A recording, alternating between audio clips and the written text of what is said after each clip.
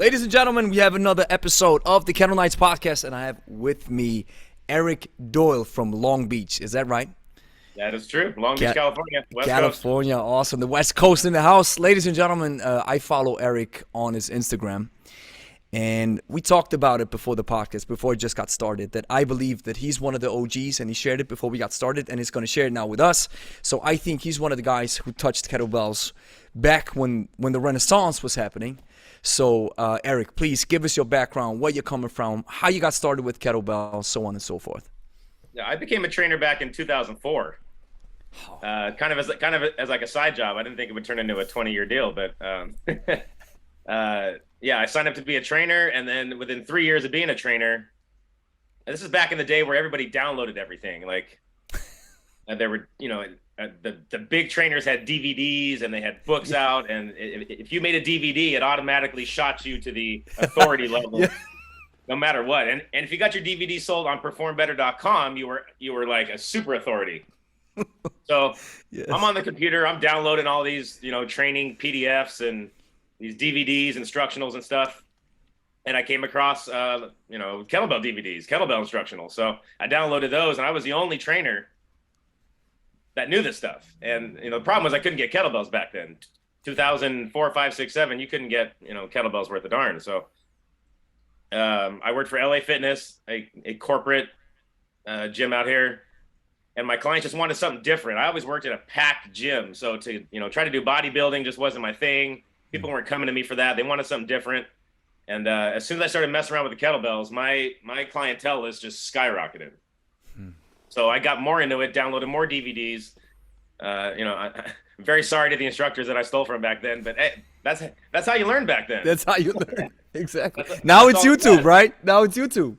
Yeah. Right. I think YouTube was kind of taken off. There was a couple, things out there, but there was nothing like there is now. There was no social media. The information wasn't spread very fast, so you got the information any way you could. Nobody was doing workshops. Kettlebell sport hadn't even entered the United States yet. It was just RKC and the few people on YouTube. So, little by little, I kind of gathered information, and then I brought that into my training over at the corporate gym.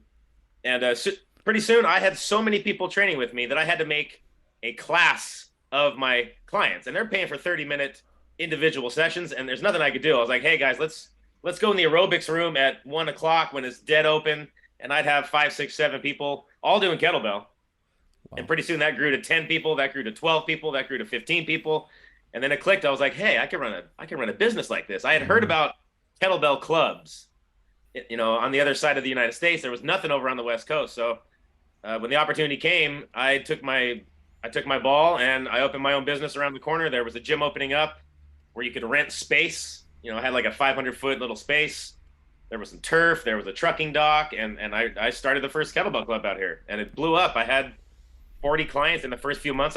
I was doing classes, and then we just grew from there. Man. So I ran classes for about 2 years, and then we got into kettlebell sport. My first certification was actually IKFF with Steve Cotter. Awesome. We're related. Love this. Back then, it was either the RKC or it was the IKFF. There was not a million companies like there is now. And I totally, kind of a funny story, I totally screwed up. Like, I knew Steve Cotter from his encyclopedia of kettlebell lifting, is 10 volumes or something, million exercises. I loved it. Yeah. Watched the whole thing. Every time I watched it, I learned something new. Yeah. And and so I signed up for the IKFF certification. I'd never heard of kettlebell sport. I didn't even know it existed. In fact, I think there was one section in the DVD that had Valerie Fedorenko. Yeah. For about 30 minutes, and I fast forwarded through it. I didn't like it. I completely didn't get what he was talking about. The scoop swing and be more relaxed. That just was foreign to me. So I had fast forwarded through that, and he had a certification about a half an hour north in Venice. And so I signed up. I show up, hard styling, snapping swings, breathing hard. And all of a sudden I notice like people are coming up to me like, hey, you're snapping your swings. Like you got a lot of hard style in you. I'm looking around like, what did you just say to me? So I had signed up for a sports certification and had no idea what the hell kettlebell sport was. I had to cancel my hotel that night, get my ass back home, watch the Valerie Fedorenko section of that, and study as much as I could in one night, and come back the next day and pass all the tests. And I did. Wow. And Wow. that kind of set me in like in the path. Oh, I actually like this stuff. So then I went over toward the kettlebell sports side of things, and I just started blending the two together. I had a general fitness class that was more hard style based, focusing on swings and get ups and presses. And then I had the sport team, which was focusing on more kettlebell sport stuff, snatches and long cycle. Mm-hmm. Ah. See, you are what I'm coining a hybrid. Just what Steve Carter, the original hybrid, as I like to refer to him to. And he's my sensei as well. He certified Angie and me back in 2019. I flew him into the gym. And then he certified the both of us. And this is actually the blending of both ideas, right? Where you use just it's and my and I want to get your take on this. My understanding as of now, as I'm growing and understanding how the kettlebell works and how you are training, or depending on your goal that you're having, how you use the equipment, it depends on your intent rather than on your style. So if I want to press some heavy weights, of course I have to use some high tension techniques, right? Some proper breathing, some proper building up of tension. That's great. But if I want to do some proper snatches for a longer set of time and build my strength endurance, I have to apply a different set of technique, because now I'm working according to high volume. So blending these two together is something that's kind of natural, but it's still, as of today, or not as much as it was back in the day, but do you still see that it's kind of like it's still split into two groups, and is it even necessary to call them styles? Is it rather intent than style? No, because you're right. Back in the day, it was Coke and Pepsi. They were jiu-jitsu and judo. That. Yeah. But now, and I mean, everybody, as far as I know around here, that does sport and has done sport throughout the years, everybody started hardstyle. We all started learning how to swing a bell hardstyle, and then because their program is so limited on exercises, you naturally branched out to the clean and jerk and the jerks and the biathlons and the snatches. You naturally gravitated from the hardstyle over to the sport, and I think that just made a natural hybrid right there, because hardstyle doesn't address any kind of jerk lifts or endurance stuff. They play with 10 reps or less, which is kind of limiting. And if you're a personal trainer, you realize that people get bored very fast like that. So having access to doing the sport or doing the hardstyle, blending them together, bringing in a mace, bringing in like a Bulgarian bag, that made the whole thing fun. I kept clients longer. I actually got better results. The clients like the training better. If you just kind of lock them into the old school hardstyle way, they get bored very fast. They do. That's such an interesting perspective that I shared with, I don't know who I shared this with, but I was like, isn't it, I'm really sharing your sentiment. Isn't it rather limiting if you say, listen, this is how you're supposed to do it. It's supposed to look exactly like this. You're not supposed to move any way differently. You're not supposed to play around with the weights or whatever have you. But it is this limiting factor where I'm also thinking, well, what people need the most, just regular people, is having fun first, right? Because then they stick to the system and they stick to the program. And that's what I love about your style. When I see how you program stuff, I see how you're like clean and then swing and then snatch and then squat and then they follow your cues, which I love this type of training style. So, and what you're saying is people naturally gravitate towards opening up and more like, doing the jerk the proper way, so to speak, just like you would do it in weightlifting. But still, for example, in hardstyle, there is a clean and jerk, which I consider strange. It's not a proper clean and jerk the way you're supposed to do it. I even did a video on this. So why do you think they still, it's still kind of like the Iron Curtain, right? That's how we do it, and nothing else seems to be valid to a certain extent. Yeah. What is your take on this? I trained a guy recently for strong first level 2, and the double jerk is actually one of the lifts that they test. And with minimal kettlebell sport experience, in fact, he's never competed. It's not even something that he does. I just taught him a couple cues on the jerk. He said he went there and he had the coaches were telling him he had the best jerk there. It's not something they really focus on. All I told him to do is, like, the main cue is the perfect jerk has you stomping your heels and locking the bell at the exact same time. Exactly. And he went there and he did that. He said he passed it, and he got raised from all the coaches saying his jerk was the absolute best. The guy's never competed, doesn't train kettlebell sport. Huh. And I've seen what the hardstyle guys do, and it's not a jerk. It's a sad version of the jerk. It really is. And that's interesting. A very, very important note. We're not taking shots here. This is just something from a biomechanical analysis. When you see, for example, the jerk the origins of the jerk are in weightlifting. So the way they jerk is exactly how you're supposed to jerk when you do any type of weight, whether that's a dumbbell or a kettlebell, because you want to move according to the biomechanical reality of this exercise, right? So when you see the hardstyle guys do it, I'm like, that's not, like you said, a sad version of a jerk. And what you think is interesting, what you're saying, is they said he had the best jerk there? Yeah. So they weren't critiquing him on his form, saying, hey, that's not how you're supposed to do a jerk in here? No, they thought it was like amazing. That's so interesting because I didn't expect that at all. I just gave him a few cues so we could pass. Yeah, which is awesome. Yeah. I was like, wow, that's interesting. Cool, they liked it. Yeah, most definitely. Because funny thing is, I made a video about the snatch, and I've talked to many kettlebell experts in that field, in that area, and I was like, if you do a snatch for 100 reps, that's the SFG test, right? The RKC or Strong First test. Can you use the proper technique, the sport technique? Just let's ditch the label. A technique that allows you to go for high volume and do a lot of reps.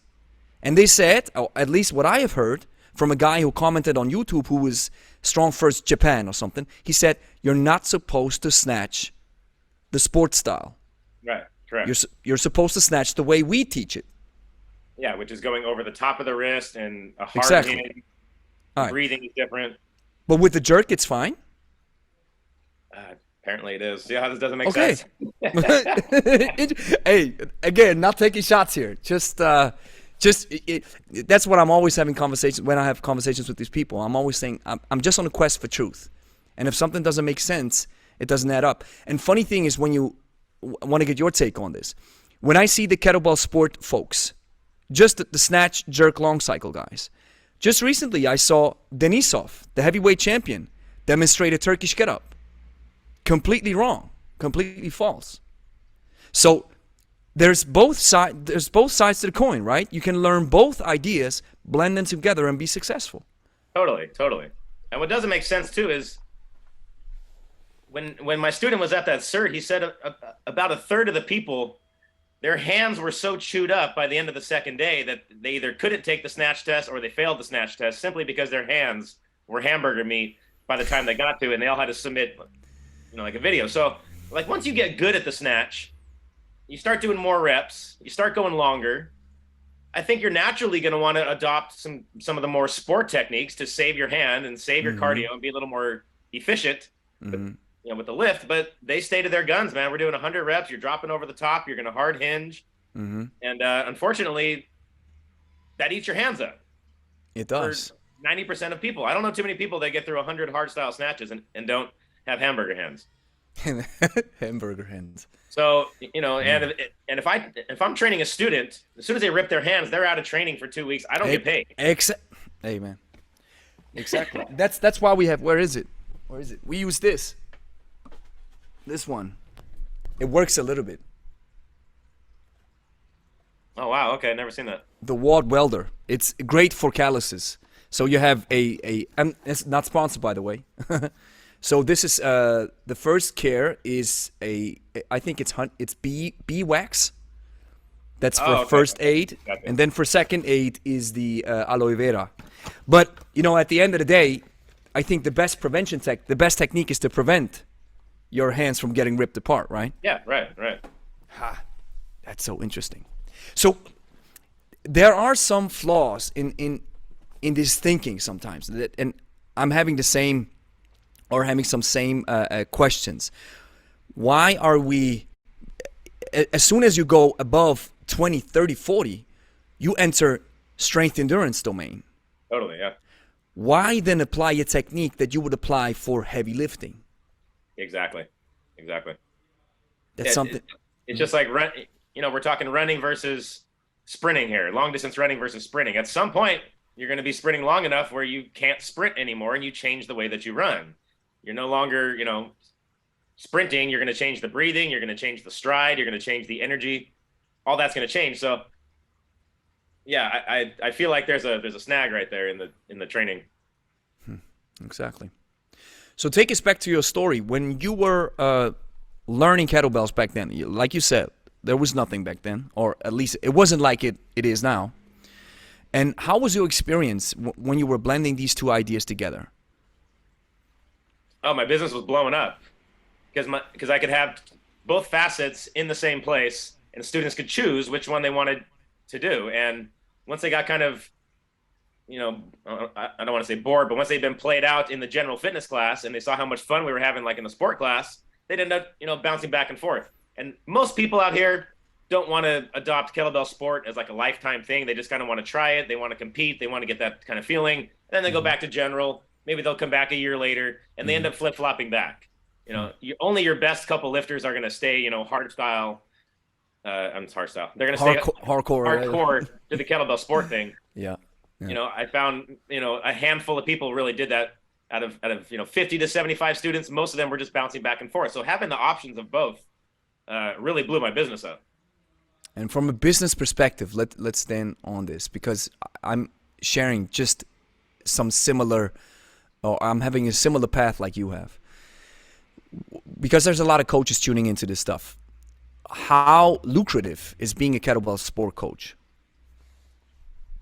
There's a couple coaches that make money online, like Denis Vasiliev and some of the Russians, but there's not too many Americans doing that.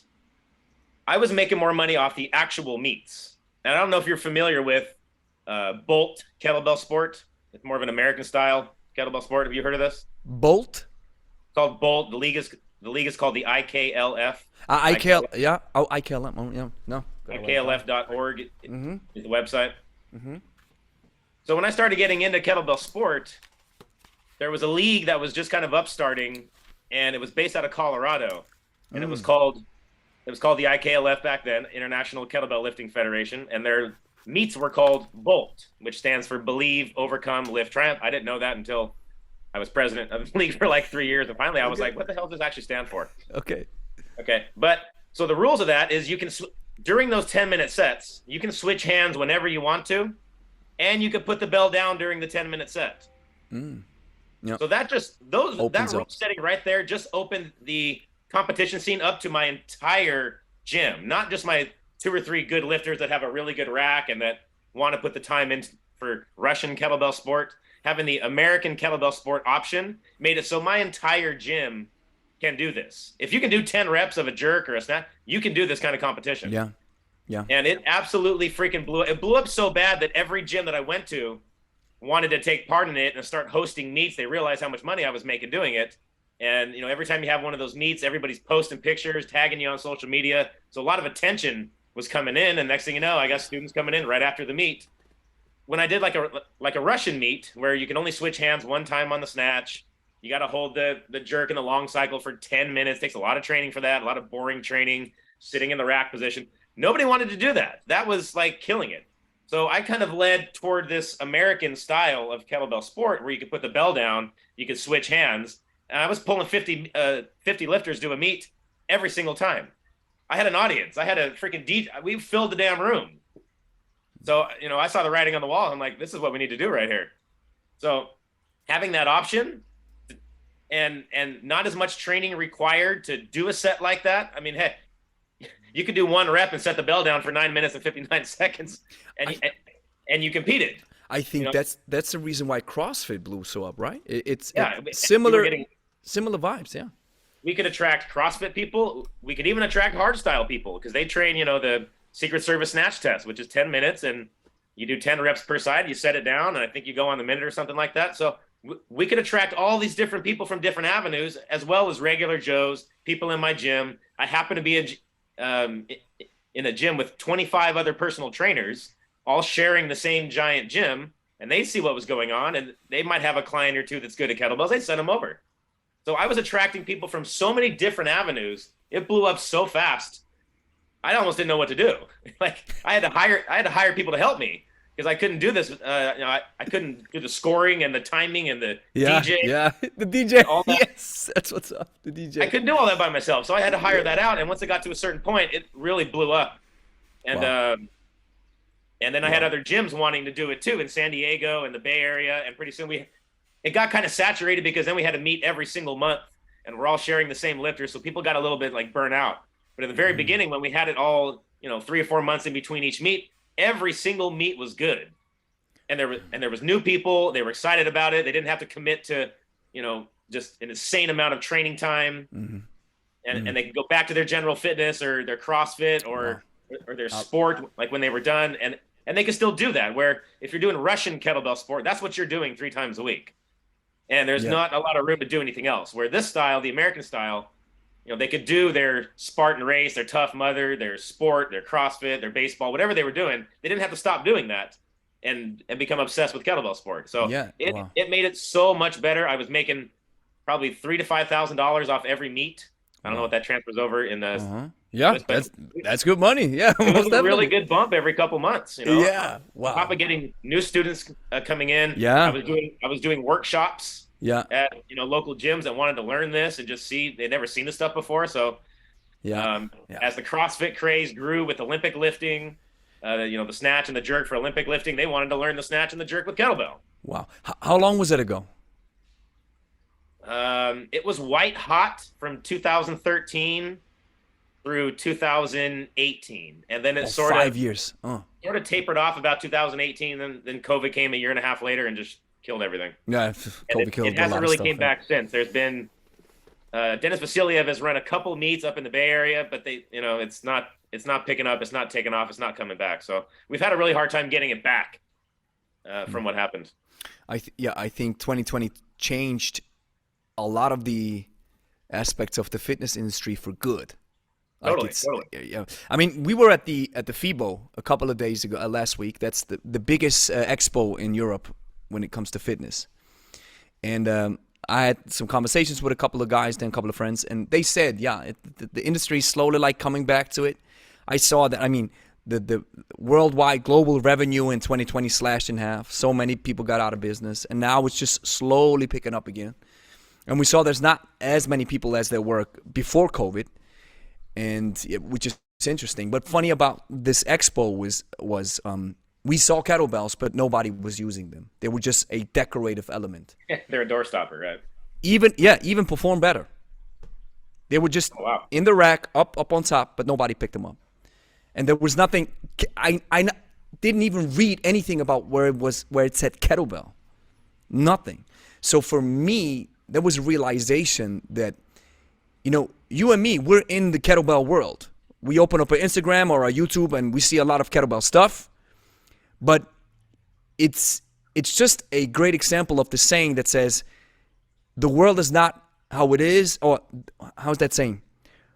The world is not how you think it is, or something like this. Because you think, or we think, that the world understands and knows about kettlebells. So I go to this huge expo and I see nobody even picks them up. Yeah. So there's still a lot of work to do, right, for the potential of kettlebells. And what you did there was just opening up taking off these breaks that keep kettlebell sport in this fringe world because it's so tough to master, which makes a lot of sense. It's just like CrossFit. And the problem is, once someone takes a break, they don't come back. When someone's been like really knee deep in kettlebell for a while and they take a break, it's hard to get it back. Like I noticed, taking an extended break usually means that's the last time you're going to see them compete. In my experience, that's what usually happens. But isn't this something that I experience this with regular members and regular clients as well? When they take a long break, it's very hard to get them back. Yeah, right. You got to find something that excites them. That's why I started bringing in maces and Bulgarian bags. So in case they don't want to, come back and do some of the same old, I have other options, and it's not bodybuilding. Because the world is filled with bodybuilding. That's what I saw at the expo as well. Always machines. It's always the same stuff. Yeah. People are always selling the same stuff. And what's so funny about these expos, I don't know, probably with the US it's similar. You see all these brands out there selling their machines and their barbells and their stuff, and then you walk a little bit further down and you see the Chinese suppliers. They'd be like, yo, that's what we do. That's our brand. But hey, you can produce them as well right here. I got a good story about that. But yeah, the Expos are quite the same here. We've been kind of ousted by this point. Like 5-6 years ago, if you went to a fitness expo here, there's a big one in Los Angeles, LA Fitness Expo. That's the biggest one around here. It's every January. Yeah. If you went 5 or 6 years ago, you'd see some kettlebells, you'd see some clubs and maces, you know, 1 or 2 booths. Now you don't see them at all. It's literally supplements, T-shirts, porn stars signing pictures of themselves. I walk around trying to find something that interests me, and I end up at the jiu-jitsu matches over in the corner. There's nothing for us at these expos anymore. Why is that? I'd like to know. I have no idea. Because you would think that in 2020, the kettlebell got a little bit more popular. Right. And so you go to these expos and you realize, no, it's actually not. It's not. At least not with the community that's going to these expos. The people that are going to these expos are bodybuilding fans. Yeah. And they come for free supplements, free T-shirt, free bags, take pictures with, you know, Ronnie Coleman and Jay Cutler, who I love those guys. They're cool. But our community is just not represented at these expos. It hasn't been for a long time. Exactly, man. I mean, I might see 1 or 2 booths, and that's it. And I try to get everything out of it that I can, and then, you know, you're out of there like an hour later. Pay $40 to get in. Yeah, was it's really important. Similar with our visit. A couple of hours we were there, we had some great conversations, and one of the suppliers from China, which we're now working with because we have our own set of kettlebells now, having some great conversations about some limited editions of kettlebells, which they said, yeah, it's possible to do. And these guys, and that's what I have to say, man. You learn some stuff from business from these guys. They follow up with you. They just texted us. They texted us like, hey, we had this great conversation, blah, blah, blah, blah. We're the supplier. We can do everything. What do you want? Barbell, dumbbell, blah, you know, everything. But these guys know how to do business. Gyms around here will buy like pallets from them. I guess they sell it by weight, and they'll send you kettlebells, clubs, maces, whatever the hell you want. Just come in a big pallet, and it's done by weight. Not even of you know what you have. It's just a big collection of weight. And I was sponsored by Kettlebells USA for a very long time. During the whole hot period of kettlebell sport, they were coming to my meets, selling bells. They'd, you know, pay for me to go to and pay my registration when I went to go do a meets out of town. Mm-hmm. And the story that I got, because are you familiar with the Kettlebell Kings? Yeah. We got Kettlebell Kings and we got Kettlebells USA. Yeah. Those are the 2 big ones here in the United States. Well, the story that I got, because I know the old owner of Kettlebells USA before he left. Mm-hmm. When Donald Trump became president in 2016, you know how everybody said, oh, I'm leaving the country, I'm out of here. This guy actually did it. He actually left the country and went to Colombia or something. He's like an army military guy. He left. He left. He was like, I'm leaving. I got enough of this. Yeah, somebody else took over the company. All of a sudden, my login didn't work. I didn't have my discount anymore. Really? So he left without notice? He got back to me like a year after I emailed him and said, yeah, I'm not in the country anymore. I'm not in control of the company anymore. I'm gone, nice knowing man. you. I'm in Colombia. Nice knowing you. Goodbye, my man. So what happened with that situation is obviously steel is a lot cheaper in China than it is. Yep. It's like 3 times more expensive in the United States. Mm-hmm. So he was the creator and the inventor of the new style of kettlebell where there's a hole in the bottom and it's weighted along the outsides. He was the very first one to kind of come up with that. He had the patent for it and everything. But wait. Worldwide? Yeah. He was the first one. Kettlebells had that inner core technology where there's a hole in the bottom and really weighted around the outside. The very first guy to do that was a guy named Alex King with Kettlebells USA. And he sent his mold. An American? An American guy. Not the Russians? No. That was Alex King from Kettlebells USA. According to him, this is the story that I'm getting when I first met him. So he sent his mold to have these kettlebells made over to China. Oh. Within 6 months, he notices that his same kettlebells are being sold in the United States by the Kettlebell Kings. So what they did is somebody over in China stole the mold, sold it to somebody else, who then manufactured it, contacted the Kettlebell Kings, and said, Oh, "Hey, yeah. we have these new kettlebells that we're making. So, Oh, what are you going to do? You're going to go to China and sue them? You're going to go to China and kick somebody's ass? Like, no, no you're not." chance. So No chance. Yeah. it mentally kind of shot this guy down, Oh and he no. he just kind of gave up, and it was all timing with him leaving the country. He was Oh done. no. Yeah. So that's why I still support Kettlebells USA. I won't support the Kettlebell Kings, and I honestly feel like the Kettlebells USA bells are a little better, a little stronger. Like the handle has a little more weight in it. Mm-hmm. The Kettlebell Kings kind of feel a little cheap to me. Interesting. Wow. I'm not just saying that because I have an affiliation with Kettlebells USA. If I felt like the King bells were better, I would have bought them. That's not how I feel though. Mm-hmm. I feel like Kettlebells USA is a little superior bell. Well, gotta pick them up once and see how they feel, because I felt the biggest difference when I started ordering, and we got our order with the hollow core kettlebells. And I now call them Superflow kettlebells, because it's just because of the weight displacement, it sits closer to the handle. It's just so awesome for swings, jerks, snatch, whatever have you. All of the ballistics exercises feel so awesome. Yeah, do you ever go back and use like an old school bell? Yeah.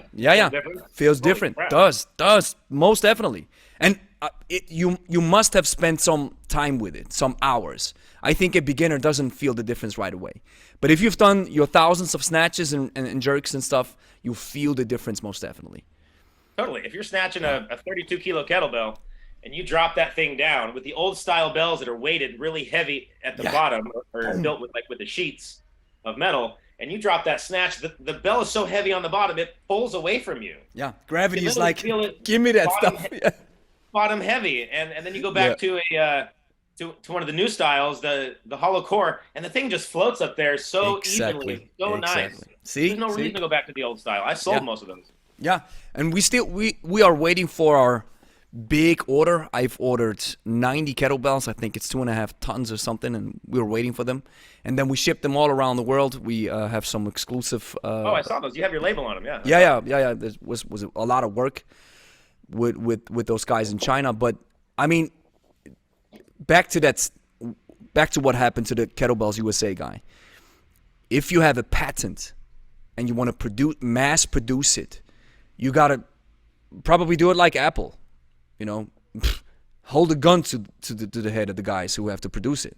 Yeah. In order to not sell it, right? You paid all that money for the patent, and then you're gonna have to pay all this money to a lawyer to defend the patent. Exactly. So is it even worth it? That's why when I started making those big hydro maces, everybody was like, "You need to get a patent." The patent's gonna be $10,000, and then to find a lawyer that's gonna defend me if anybody tries to copy it, it's gonna cost me another. Which is going to happen. Yeah. $10,000, and the darn things aren't worth that. I'm out of here. Wow. This is fascinating. It's kind of a catch-22, and they know that. So that's why they're, they just stick a middle finger up at you and say, "We're going to make it anyway."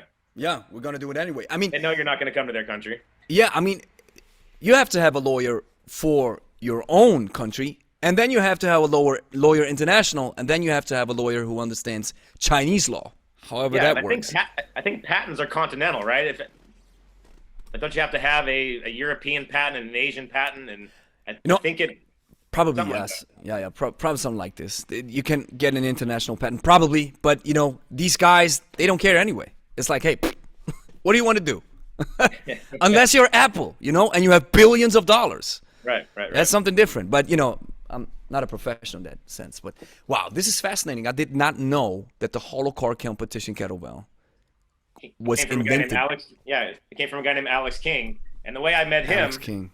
The way I met him was kind of funny because there's a local coffee shop, and one of my students used to own it. And when I first had my website done, I had it done at the local college. And I guess what the lady did, she actually went on his website, copy and pasted some paragraph. He had a paragraph on the history of kettlebells. So she copy and pasted it. She put it on my website. This guy is randomly in Long Beach. You're not going to believe this. He's randomly in Long Beach for one day. He happens to stop by the coffee shop that my student owns. He happens to see my card. He takes, oh, wow, kettlebells. Looks me up, goes on my website. He sees his paragraph plagiarized on my website, calls me up, sends me a nasty email saying, "No, that's from my website. You need to take that down." I was like, how is this happening? I swear, dude, I didn't make the website. I had it done at a local college. It was free. why don't you come to my competition? You can sell your bells. I don't need anything from you. You just set up a booth and do your own thing. That's actually how we met. and then What it a was cool story. after that. What a story, man. Wow. Wow. Copy pasting a paragraph from somebody who happens to meet you in Long Beach that one day, and then he checks out your website. Oh, awesome. I was like, this is the worst luck. Like, how is that even possible? Wow. So then you became friends, or was it just a professional relationship afterwards? Professional relationship. He yeah. showed up at our meets for about 2 years in a row, just set up a table. People either bought bells, placed orders, or just took a bunch of pictures. I don't know, but I gave him free access, like at my competitions. You could do whatever you need to do, like in between the flights to kind of mix things up. I'd have him just do a little speech. Mm-hmm. So yeah, I treated him like royalty when he was in there. Awesome. And then he started sponsoring me and paying my registration and my gas to go to the Bay Area and compete, and go to Vegas and compete, and go to San Diego. And it gave me a huge discount on the website. I had like a 35% discount. Awesome. and free shipping. Wow. Wow. So that's good. He was giving the bells to me. And when he first made 26 kilo and 30 kilo and the little 33 millimeter handles, he gave me a bunch of free bells and said, try these out. Take them. You can have them. I don't want them back. Just give me some promo online. He was throwing bells at me. Wow. And he was coming up with that idea as well of these 2 kilogram increments, or I think that was. No, they were already around then. Already he around. was the first one to do the smaller handle, the 33 millimeter handle. Everything had been 35 up till then. Man. I still prefer the 35, but yeah, me too. You got some females that have small hands, or younger people, their hands are smaller. They prefer the 33, but whatever. You know what's so interesting as we're having this conversation is it all happened so recently. It's not. Right. It just shows that, when you dig a little bit about the history of kettlebells, you see that strongmen in Europe used it in the 19th century, beginning of the 19th century, a little bit before even. You had some old school Italian strongmen who were using clubs, and probably they called them spherical weights back then. And then they were kind of like forgotten over the 20th century. And then in the 21st century, along comes Pavel and populates them in the West. Even though what's interesting about the kettlebell is how it transferred from Europe into Russia through Dr. Krajewski, who was a pivotal figure, the leading hand or the left hand of the Tsar. And he was so fascinated with how kettlebells were used that he brought them to Russia, and that's where they stick. But then Pavel kind of like was the reason why it came back to the West in that regard, and that's 20 years ago. Yeah, it's not that long. Pavel came, 2001. I think we had the first certification out here, first RKC in Minnesota was 2001. And I believe 2006, 7, 8 is when Valerie Fedorenko came and started doing the World Kettlebell Club around here. So, so we had like an influx of Russians around then. And then right about 2013, 5 years later, sport had just blown up around here. Probably, partially because CrossFit had brought back Olympic weightlifting to the scene. So kettlebell sport kind of got dragged along with that because we do the same lifts. Exactly. Just with the kettlebell. So, yeah, the scene was white hot back then. How do you think it is today with the kettlebell world? How do you slice it? And especially with the different ideas that are floating around with flows and stuff. Where do you see the kettlebell right now? I scroll right through the light flows. That doesn't interest me. Well, as far as sport goes, it's dead as a doornail on the West Coast over here. There's a handful of people doing it. It's not, we got Dennis Vasiliev out here, who I love the guy to death. Awesome guy. He's great at meets, but he has not grown the sport in the 2-3 years that he's been here heading the OKC, I believe they're still called. Mm-hmm. Europe, from what I've seen, is blowing up with kettlebell sport. They got the marathon going on. They have online competitions, live competitions. Poland, Hungary, England, Ireland. They have big teams that are serious and they compete. And it's just as hot over there as it was before, if not more. But for some reason, the U.S. has just died as far as kettlebell sport goes. And I can definitely speak for the West Coast. And I honestly haven't seen too much from the East Coast either. It's definitely not like it was 5 years ago, and definitely not like it was 10 years ago when it was white hot. So I don't know how we get these people back. I don't know where they went, what they're doing. but they're definitely not in the kettlebell scene. And if they are, they're not like posting anything or doing anything where I'm seeing it. So I'm doing my best. Just recently, there has been a big boom. Like we actually just booked a meet 2 months out from now in the middle of June, and I've already got 10 people signed up. The last 3 meets I had before COVID, nobody showed up. That's why we stopped doing them. I literally had 3 meets in a row where it was just my team, and it was nothing different than a Saturday at the gym, just like a training session. Yeah. So we stopped. And so I'm sensing some life coming back. I'm sensing that the sport has some life coming back. We're going to go with the American style again. Yeah. We're going to change a few things. See if we can get some life back in the sport around here. Other than that, yeah, the other community that's blowing up is the flow community. Yeah, I see that too. But the only problem with that is they don't seem like they're good at doing the main lifts. They just kind of want to go with the light bell and do curtsy lunges and figure eights, and that, I don't know. And so interesting that you're mentioning this, and that's a great topic that we can now have a conversation about, and that is about this flow idea. I mean, I'm the kind of guy, I listen to everybody and everything, and then I make my own judgment. I take what is good and discard what is not. Right, good. So in that sense, I like some of the ideas, but there's one particular problem that I see, and that is, how do you implement that crazy stuff with regular people who pay money to get fit, to get started? Because that's the crowd that brings you the money. It's not the professionals, at least in my experience. It's not those who already know how to do it. The money for a coach is for people helping them, because we have a chronic obesity is a huge problem. Nobody's moving. I just read this article that I got today from Stronger by Science, and I think they said something that 75% of those people who train regularly are meeting their cardio needs, and 15 to 20% are meeting their strength needs. And that's the folks who are exercising. And we know people worldwide who are exercising, it's a small percentage of the broader population. So our job as a coach, in my perspective, and I want to get your take as well, is, teach that stuff to people who never lifted weights before. So what I see is, how can you implement these very challenging, especially in the coordination realm, exercises with regular people? Because I don't know your experience, but sometimes in our class, when we do stuff, sometimes they forget. When I take more than 5 or 6 exercises, they mess it up, or they're like, do we do it's the press only? No, it's clean and press. We do this? No, we do this. All right. So what's your take on this with regular people? Well, I don't know about you, but the majority of my clients come once or twice a week, and the majority of them come once a week. I get 1 hour a week. Exactly. I'm not going to spend that hour trying to teach them exotic flow. I need to get them better at the basics, bang for your buck, the big exercises, the swing, the clean, the press, the squat, the Turkish get up. That's their, once they get good at those, I feel more comfortable branching off into snatches and jerks.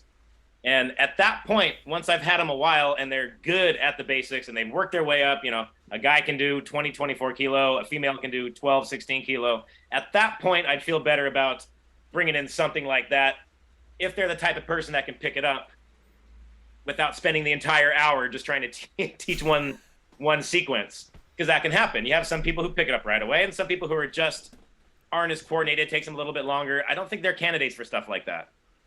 Hey, if you're at the beach on the weekend and it's a fun situation, you can get away with that. But for a paid training session, you're getting paid $60, $75, $100 an hour. I want to get them good at the big lifts, the big stuff that are going to actually make changes and that'll carry over to their strength. Yeah. That's my experience. Yeah, I don't spend a lot of time on that stuff. So now, when I made my class programming, my situation was, day one is a class I call Strength and Power. This is also available at lbkclub.com, by the way. Yeah, plug that stuff. So day one, I would do a class called Strength and Power, and we would do 5 exercises. We would do 5 rounds, and they were all main lifts. It was swings, get-ups, presses, cleans, rows, farmer's walks. It was all the basic big lifts, but I'm trying to build your strength up on those. And by the end of that class, generally everybody was using heavier bells than what they started with. because I would, that looks a little bit easy. Yeah, 5 reps. You definitely got 10 or 15 in your system. Go up in the damn weight. So I would try to build their strength up on day 1. Day 2, which would be Wednesday, they're, a little bit shot out from the pressing and the squatting and everything. I don't want to make them do it so soon. So I would focus on the core lifts on day 2 and kind of give their, their high tension stuff a break. We would do windmills. We would do floor exercises, planks, hanging stuff, I would just bomb the core on the second day. And that way, by the third day, I can kind of come back. And then the third day was my flows, chains, and complexes. And that's where I could kind of play with that stuff. I could go back to doing presses, and I could throw in some snatches, but not super heavy like they had like on Monday. That was my most popular class, actually. It was the flows and the chains and in the complexes, because the flow and a chain is the same thing. It's a one rep and move on. One rep. And move on. Exactly. I mean, the Turkish get up is It's funny when people sometimes talk about the flows and complexes, and I'm like, the most popular flow ever in the kettlebell world is the Turkish get up. You have an overhead lunge, you have a press, you have a half kneeling windmill, and whatever have you, right? So but you're just confirming what I experience as well. And that's why I think it's so valuable for trainers and coaches to listen to that stuff, because on a regular basis, I have the exact same experience. And sometimes, I don't know about you, but sometimes you get lost a little bit and you think like, wow, am I the only one who's experiencing that clients only show up once a week? Yeah. Oh, totally. That is right? 90% of my clientele. It is 90% in my case as well. 90% of my clients show up once a week. And then you have training schedules online tell you, yeah, you train 3 times per week and you do bench, you do squat, you do this. And like, bro, people need to get most bang for the buck. And I'm talking about regular people. I'm not talking about Instagram fitness models. And that's what I'm harking back to what I said earlier. The world is not how we think it is. We think everybody needs this, but most people just need, like you said, most bang for your buck. Some high return on your investment. Hey, great, you show up. Let's do something that gives you a lot of transfer. Some carries, some presses, some squats. And then, of course, and that's what you mentioned in the beginning, have some fun while you're doing it. Because if you're having fun, you are more inclined to show up next week. Yeah, right. I don't know if it's a financial thing or if it's just the pressure of having to show up, 2 or 3 times. If you tell them to get these results, I need you in here 2 or 3 times a week. Now there's a commitment aspect where once a week you can kind of squeeze that in, and it's more of a fun situation than it is a serious training situation. If you want to make results on something, you got to come multiple times a week. I know that's financially it's quite a bit to see a trainer 2 or 3 times a week. Hey, well then take the damn classes. But if you can afford it and you see a trainer 2 or 3 times a week, you're going to get from point A to point B a lot faster. You're going to learn a lot more, and you're going to have way more of an education physically and mentally, and just get a lot better with the freaking bells. But the once a week people, I find that they want the kill me session. This is my one time a week. Let's bang it out. Just do everything in one day. I want to snatch, jerk, bench, squat, deadlift. I want to do everything. I'm not going to see you until next week. In fact, I'm not going to be here next week. I won't see you for 2 weeks. Oh, that's a good point. I'm on vacation. If you're coming once a week and you miss, now it's 2 weeks in between. Like, come on. Exactly. What's funny is sometimes I had a conversation with a client recently, and I was like, hey, so awesome that you're showing up. And she was like, I was here on Monday. And I was like, no, you weren't. You weren't. And she was like, I was. And I was like, I started doubting. I was like, really? Because when you see a lot of people, sometimes you can't keep it in your memory. You don't remember. So then I went back to my system. I was like, no, you weren't here. She looks at it. She's like, oh. So I check her system because we have a software that tracks all the clients. I'm like, you were here 3 weeks ago. Oh, jeez. And she's like, oh, and you know what that told me? Or that was a great demonstration of how people have a warped perception of time. Big time, yeah. Big time. And about that accountability or this commitment, I love that you mentioned this, commitment. You see this working in the fitness industry. People have a hard time with commitment. What do you think that is? Is this part of human nature that people just struggle with committing to something? Because it's hard. It's a lot harder than just coming like once a week. There's not as much expectation. There's not as much, you're not expecting as much out of it. Where if you come 3 times a week, there's a commitment on you, and there's a commitment on me as a trainer to get you from point A to point B. I'm paying you $600-700 a month. We're going to get to point B within this little time frame. And those are typically the ones that get the best results, obviously, but exactly. they're more driven people. They're more results oriented people. My once a week people, they just kind of want a fun workout throughout the week. They're not typically as serious as my 2 time a week, 3 time a week people. They're paying a lot more money. There's more expectations on them and me. And it's harder. It's like taking a class in school. Like, you've now committed to coming every week, and there's going to be a test at the very end. You got to show up. You got to learn. You got to pay attention. It's not just come and have a conversation and do what we want. Yeah. It's harder. Yeah, it's harder to do. Yeah, it's the same thing over here, man. Wow. So that's great confirmation. I sometimes really ask myself if it is a cultural thing. Maybe in Switzerland it's just people are different, but it's probably in the West Coast of the USA, it is similar. People, they show up once and they're happy. And I'm not even the most expensive trainer in town. In fact, I'm relatively very affordable compared to some of the other trainers. I still can't get them in here 2-3 times a week. So I don't think it's a financial thing. I think it's it's the pressure of commitment. Yeah. Yeah. And about the finances, that's something I've learned, a little while ago, that it's not about the price, it's about the value. So people just have to understand the value. If you can't communicate the value properly, they're not going to pay the price. So right. That's why I've stopped even thinking about my hourly rates. I mean, we've bumped the hourly rates at the beginning of this year. We're like, okay, we go up because everything goes up. Everybody went up, and I was like, I was thinking for a long time to bump up the prices, and then so this whole economic situation was like, okay, it's another great vehicle to communicate to the clients, because I was thinking about it for a longer time, and I was like, okay, that's another reason why I can bump up the prices, and business is still the same. But let me ask you this: for a person or a trainer who's just starting out with kettlebells, or just a coach in general, how is he or she supposed to go about coaching people and the expectations of the coach, right? Especially if you're coming off of Instagram or you think everybody loves fitness.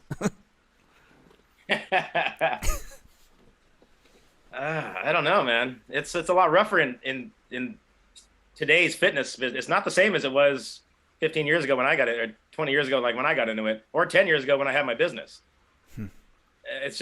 Everything's a lot different now. It's harder to make it. There's more people in the fitness business now, but they're all kind of at a lower level. There's out of the amount of people here, there's not very many actually making money and crushing it and killing it. Everyone's just kind of surviving right now, hoping it gets better as the COVID curve kind of goes away.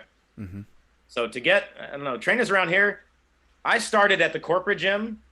I mean, everybody sucks in the first year or two. You're not going to come off your very first certification and be good and understand how to work with people and be able to see somebody move and notice stuff. So everybody's going to suck in the very beginning. That's why I actually recommend working at a corporate gym first, because they're going to feed you clients of old, young, big, small, injured, not injured, and you kind of find your way there. And once you've spent a year or two in those trenches working with those people, you're going to learn a lot. And if you do continue doing this, you're going to want to move out on your own at some point. Either get your own facility, you're going to sublease, you're going to go to the beach or whatever you're going to do. But you're going to understand a lot better that how to maintain your clientele. Because obviously, if someone doesn't like you, you're not getting the job done, you're not paying attention, you're flirting with girls, you're checking your phone. You're going to learn that you quickly lose clients like that. Yeah. So I think you kind of have to be in a situation where you learn that. I think the corporate gym is the way to go for the first year or two until you get good. You learn how to work with people, talk with people, you learn sales, and you're not in like an avenue where you're going to lose your business or lose a lot of money doing that. You're in a learning phase. So that way, when you do move out and start your own company, or you go and sublease and you're on your own now, you know how to work with people. You know how to work with different bodies. And some trainers have their niche. I know one guy that only works with females. I know one guy that only works with overweight clients. I know one guy who only works with athletes.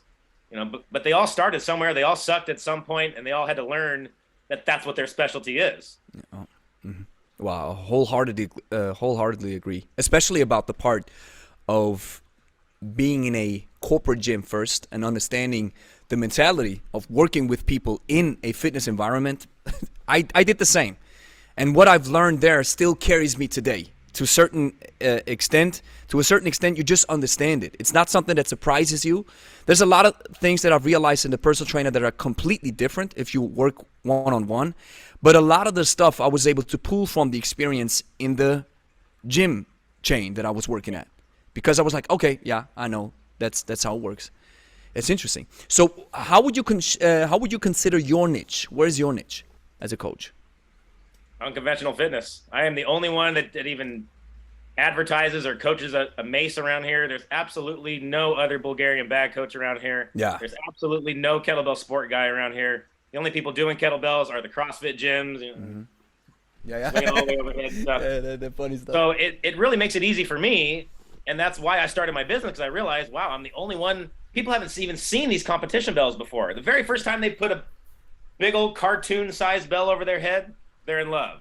Very first time they put a big old mace, I don't put any weight in it, obviously, but they're just holding these big-ass maces. You're not going to get that anywhere else around here. There's no other company doing it. And even if there was, I think I would still topple them. Because, with you know, I've learned how to run the sessions with my voice and my personality, and you know, get rid of all the dead time and the dead areas, and just learn how to have a conversation while you're still training someone and not take away from the session. You know, and it took me a while to do that. You know, from being the guy that just writes stuff on a board and says go to it, to actually leading the class or the training session with your voice and your personality, and being there the entire time with them, not just the first 5, 10, 15 minutes and then let them go. Like you've got to be there with them the whole time. You got to talk, communicate, ask questions, get feedback the entire time. Exactly. It's so unconditional attention, right? Yeah. I don't have any competitors around here, so that's why I've lasted, you know, over 10 years with kettlebells and unconventional fitness. But I've been training for 20 years. Yeah. Because I have no competition. No one wants to put in the work to learn this stuff. They either want to do bodybuilding or they just want to do enough kettlebell to get them through the workout. They don't want to, you know, master it and learn all the lifts and the variations. No.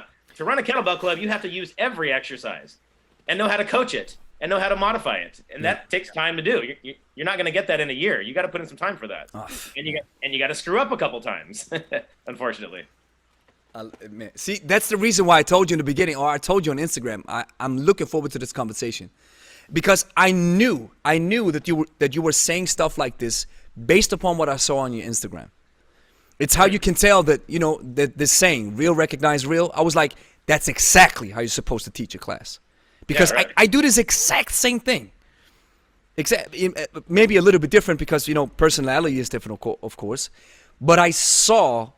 That's why I wanted to talk to you, because I saw the way you do it is you're supposed to do it because you were taught by experience that that's the way how it works. Yeah, right. Because I used to do it the other way and it just didn't work. Yeah, me too. Or I felt very disconnected during the session. Like early on, I mean, I could have had a rock in the middle of the floor and had the exact same experience. Like no, talk them through it. Exactly. Be a you know, the voice in the back the entire time. Guide them through it and try to get rid of all the dead time where it's just, you know, silent, cricket. No, you can always be talking about something, whether it's the reps, the technique, the time, the rep, the breathing, the head, the hinge. There is so much to talk about that there should not be a lot of dead time. Wow, I mean, it's so awesome. If you could be that quiet during a training session, then that means this person is really, really good, and there's nothing to fix it, nothing to coach. How often does that happen? Yeah, right. Yeah, very, very rarely. I have some of our clients are technically very high skill, and then sometimes I'm like, listen, man, you're taking me out of work. You actually don't even have to show up anymore. You're so you're so good at it. They're like, yeah, but I love the sessions. I love the different exercises. And then I always come up with some new stuff. And then especially when I have some unconventional or crazy stuff or heavy stuff or stuff that I've learned, I always use these clients. They're the guinea pigs. I'm like, we got to try this. And they're like, well, that's really tough. But, you know, and I tell them, because you're from a proficiency level, you're so high on the ladder. That's why I'm showing you these exercises. That's why we do these type of workouts. Because you're able to handle it, and they love it. But there's so much truth in this. We have to dissect this a little bit, because as a trainer, especially if you have a group classes, may be a little bit different because you have the vibe of the atmosphere of the group, and maybe they have a little bit of chit chat going on in between breaks and stuff.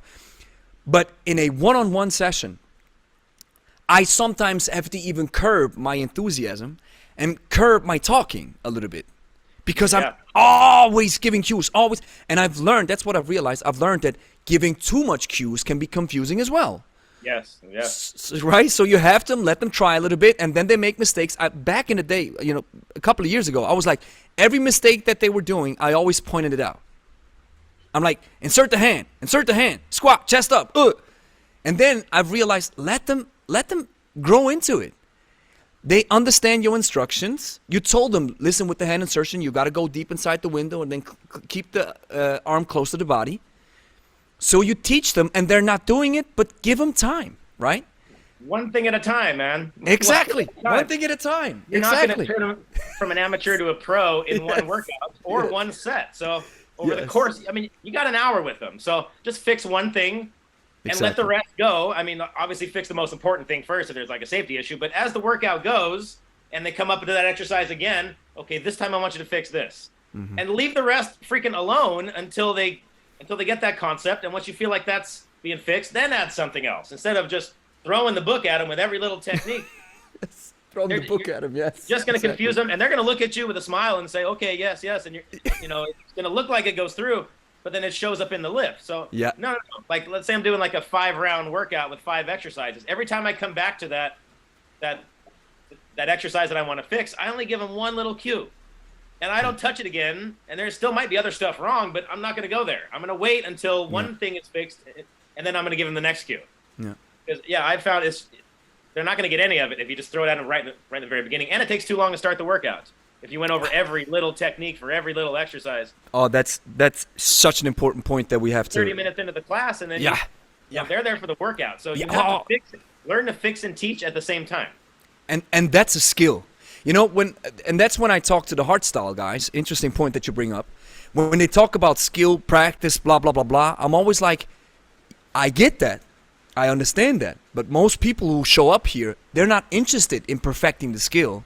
Yeah. They're interested in moving. So I have to have this differentiation between, like you said, I have to teach some skills, but we also have to put in the work because we don't have a lot of time. So, and that's what I've realized. We have 45-minute sessions around here. I used to do 50-minute sessions, then I drilled them down to 45. So a 45-minute session requires me, as a coach, to be as efficient as possible with my cueing and my coaching so that we can get started right away. And that's such an important point, that we don't want to overcorrect or over practice something unless you have a session that's dedicated to practice, where like, hey, listen, we have a seminar where we talk about the snatch and stuff. Yeah, then people show up to learn the snatch. But otherwise, they want to move, right? Right. Well, plus, also, kettlebells is kind of self-limiting because they're not going to be able to go, they're going to stay lighter until they pick up the technique. If they're recognizing that they're not getting the hand insertion or the bell's wobbly on top, or, they're getting some wrist extension, they're just not getting the positions of the get up, they're not going to want to go heavier because you're sitting there looking at them, and if you're doing your coaching right, they can tell if it's wrong or not. So if they want to get to those heavier bells, which is where the money's at, them realizing where they screw up and how bad their technique is going to limit them from going to the next bell. So if they want to get there, you're going to have to listen to me, and we're going to have to fix this little stuff because I know you want to get to that bigger bell. I know the guys want to get to that 24-kilo bell, but that's enough weight to screw you up. Yeah. That's enough weight to get really wobbly, and that will kill you if it falls on your head. It is. Yeah. I don't think they won't go that heavy once they recognize exactly what's wrong. And they're going to want to spend time fixing it. Yeah. And you mentioned the weight recommendations. It wasn't a recommendation, but you talked about, women be like something 12, 16, guys be something like 16 up to 24. Yeah. And again, this shows up in experience, because when you work with people, you realize that I start with women most of the time with an 8 kg, and now, which is awesome, we have the 2 kilogram increments, which I've used for the 8, 10s, 12, and 14s. because sometimes I realize that between the 12 and the 16 is a big jump, especially for overhead stuff for the women. That's why the 2 kg increment is awesome. But from the 16, I move up with the 4 kg increments for the guys. Yeah. And some strong females who can pick them up. But it's just the speaking from experience. And that's what you have to learn working with people, right? It is, and this is one of the problems that I have, why I started this idea of certifying people as well. We have 2 coaches now working with us for 1 year. And in this 1 year, I take them through the whole idea of kettlebell training the way I see it. And then at the end, they have to do a fitness test, yes. But there's another aspect that I've added to it, and that is, I call it pedagogical evaluation. So at the end, they have to bring in somebody and teach the lifts. And then I give feedback, right? So that's the problem of the certs that I've realized is, yes, you get to do the lifts. Yes, you learn some technique, but you don't learn anything about teaching it to the people, right? Then you release these people into the world to work with normal people who are out of shape. At a certification, everybody's good. Everybody's fit. They've got experience with kettlebells, and then you go open your business, you go do a local park class, and you realize, holy crap, I got to teach the hinge from day one. I've got to. They've never put anything over their head in the proper spot, and it's like going back to kindergarten, and you're only taught at the high school level. Exactly. You know, it can be challenging, yeah. And plus, in some of these classes, we have a constant influx of total beginners. Exactly. You get beginners in the same class. And it's just like, oh my God, how am I going to get away with this? So you start changing the workout. Yes. So it can work. But the problem with that is it funnels everything down to the basics. At that point, you expect your veteran students to go heavier with the basics. Yeah. And then these new people that are going to be more money, like in your pocket, you don't want to hurt them, you don't want to scare them, you don't want them to leave with bruised wrists. Exactly. So you start modifying, changing the workout so it fits the class. Oh yeah, I do that all the time. See, that's another big aspect. You know, we have 2 small group classes that we run. Most of our sessions are one-on-one, but we also have these 2 small group classes which are running. They're awesome. They took a big hit in COVID, but now they're slowly coming back. So the same thing happens. So I have a person coming in, and since we have approximately 6 to 8 people in the class, I don't do levels because I want people to be like, listen, you jump in, you train with somebody who's a total professional with the snatch, and this guy or this gal over there never touched a kettlebell before. The cool thing about it is you got this awesome vibe and atmosphere that everybody can profit from. And then I have the same experience. I'm like, somebody comes in, I'm like, okay, it's going to be some deadlifts, some double-handed presses, and some bodyweight squats for her. But I don't want to mix it up too much. So I'm like, okay, guys, you do some swings, all right, with the squats, with the press. The professionals, you do single hand presses, and the beginners do double hand presses with the squats. It's body weight only for you, but for you, it's a goblet squat with some heavy weights or doubles. You're all over the place. Right? Now you're doing like 3 different coaching sessions at the same time. Exactly. It's very challenging, but it's also highly rewarding because you can satisfy everybody in a session, and the beginner learns quickly or has to learn, adapt very fast. And then you understand a couple weeks later, you see them swinging like crazy. I'm like, oh, now your swing looks solid. And that also took me a lot of time. I was like, yeah, but when you teach the swing, it has to look perfect. Forget it, man. Your first swings are your worst swings. And how are you supposed to learn if you don't make the mistakes? Of course, I don't let the beginner pick up a 20 kg kettlebell if she's a female. She grabs an 8 kg. No problem. But she has to get going, right? Yeah. And they might be a visual learner, they might be an audio learner. They need your voice, and it's just always a help to see the rest of the class moving at the same time, so they can, be one of the sheep and move with them at the same time. Yes. That way they get the pace. They get, you hear everybody breathing at the same time, so you just naturally pick up the breathing. Exactly. I sell actually a lot of people on the breathing. You'd be surprised how many people have never learned to breathe before in a freaking exercise class. I was like, well, the buck stops here because like a proper kettlebell class, you're going to hear the exhale, the inhale, the sharp. Yeah. It's like a symphony of breathing during a kettlebell class. Exactly. A lot of, exactly. A symphony of breathing. I like this. If you're holding your breath, your heart rate, is just going to be way higher than it needs to be. So you need to learn all that here. So they feel like they learn something right away, even if it's just the breathing. That's a big deal to some people. And it's also a lot of transfer to daily life, just understanding how to breathe, right? Yeah, how to breathe and lift. Oh Right. man, It's yeah. backward. I mean, you breathe wrong, you blow a gasket, aka hernia. With older Exactly. people that are susceptible. So fascinating, and man, so many truths are shared here, and that's exactly why it is so important to gather experience. And when I started out with kettlebells, especially, I mean, I was a trainer before I got into kettlebells, but then with kettlebells, thankfully I was able to draw from the experience that most people never hinged before in their life, and that most people who walk into a gym, for some people, just a hinge is an exercise. You don't load it. You just learn how to hinge, and then the next day they show up, they're like, I feel some tension, right? Some DOMs, right? Like, yeah, from the hinge only. And so many people are so tight. So you have to start at this, like you said, the kindergarten level, but at the certifications or just in the education realm in general, you only teach university stuff. Right. And it's But- university language. And- They don't understand the names of the lifts and the anatomical positions and hinge back with your glutes, keep your head neutral. They don't understand any of this. You have to explain it like you're talking to a kindergartner. You literally have to use language and words that anybody would understand. Forget what you learned at a certification.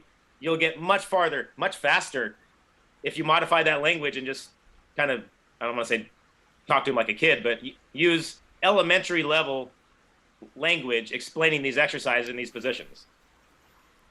I got tired of explaining things 2-3 times. So I'm like, you know what? I'm just going to use basic language here. But it works. Wow.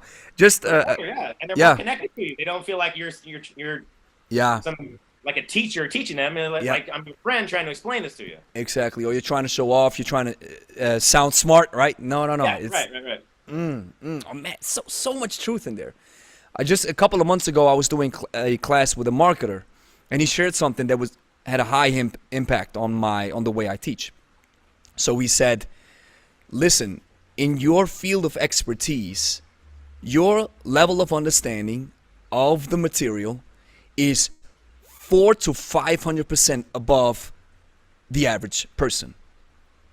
So when you drop down knowledge, you have to stoop down really, really low, because they are so, and not in a derogatory sense, but they are so far below your level of understanding that you give them the ultimate basics is enough. Yeah. Or you're going to have to explain it twice, 3 times. And how frustrating is that when you have to do that to everybody? I got tired of it at some point. Exactly. Wow. Yeah, man, 100%. And about kettlebell training in general, what I see in the kettlebell sport realm is that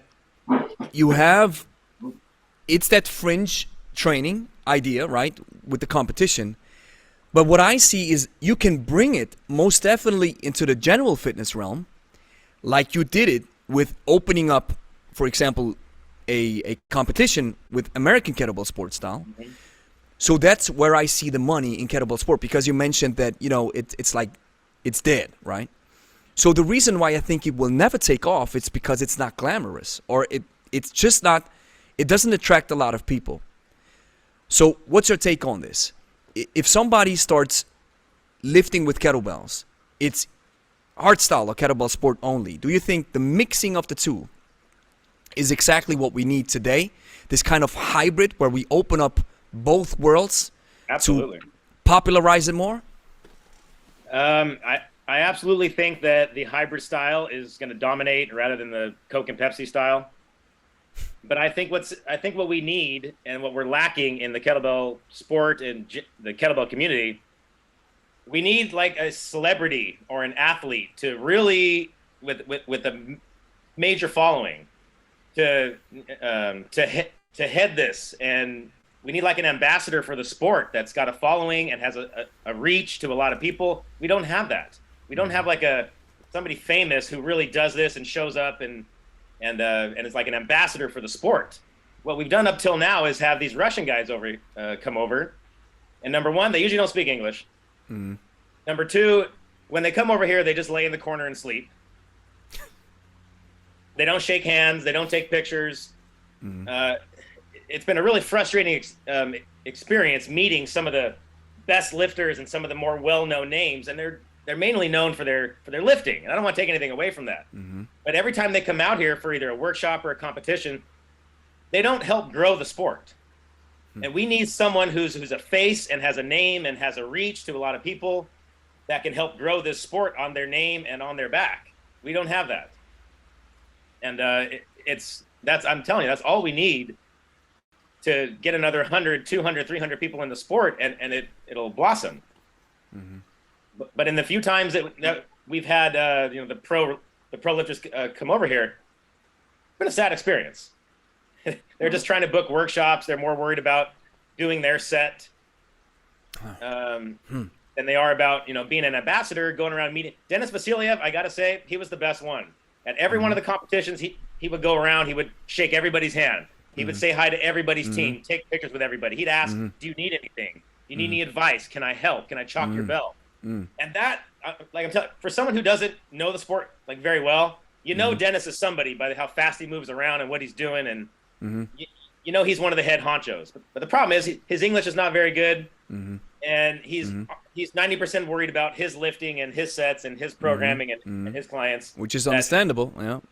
Yeah, right. So we need someone who can be the face of this and be the head honcho and take this to the next level. And it's got to be somebody with a name, with like an athlete or a celebrity. And I think that'll really boost the morale of the entire sport and bring people into the sport.